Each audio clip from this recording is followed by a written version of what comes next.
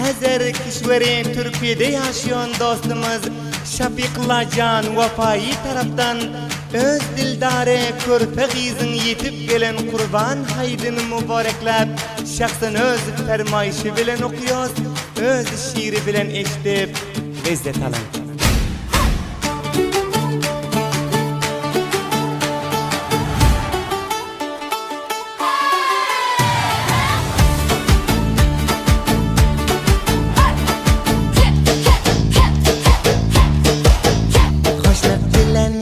Geldi Kurban bayram ilime, çin kalbimden merek bolsun mening söyyen gülime mübarek.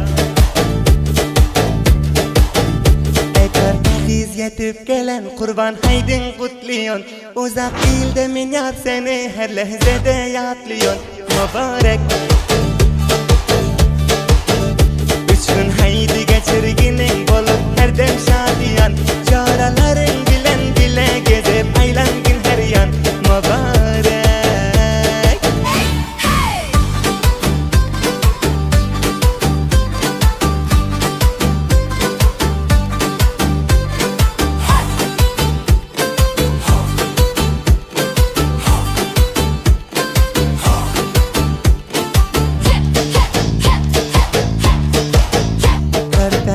Sen için bolsun mening canım kurban, akıllı hem ba ahlak sen özün yar şirin zaban mübarek.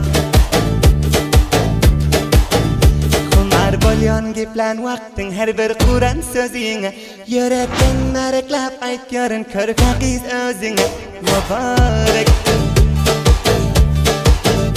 Umid etyon hoş geçirgin şadiyan bu bayramı, körpegiz adını tutmak mening dilimin rame mübarek.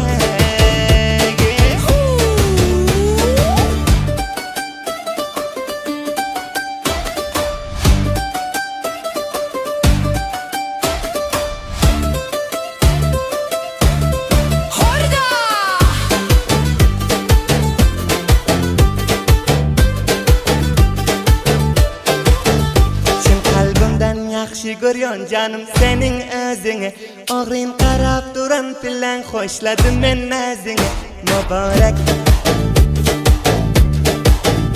Vay ne bela hoşloy özün görüp beriptir Hudayım, yeryüzünde meleğim sen asmanda dolan ayım mübarek.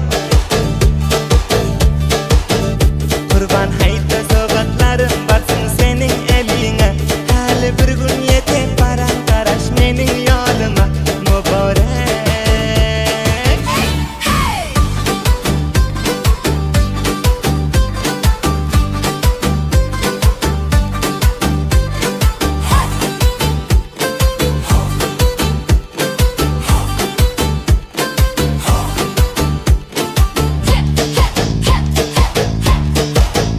Körpegiz yarım mening nazlı vapalı özü, mehriban ana canının fakat tek dana qizi mübarek. Şafiqullah Vafayidir yarıma yürek dolyon, hemişe ayap saklyon şunun kadrini bilyon mübarek.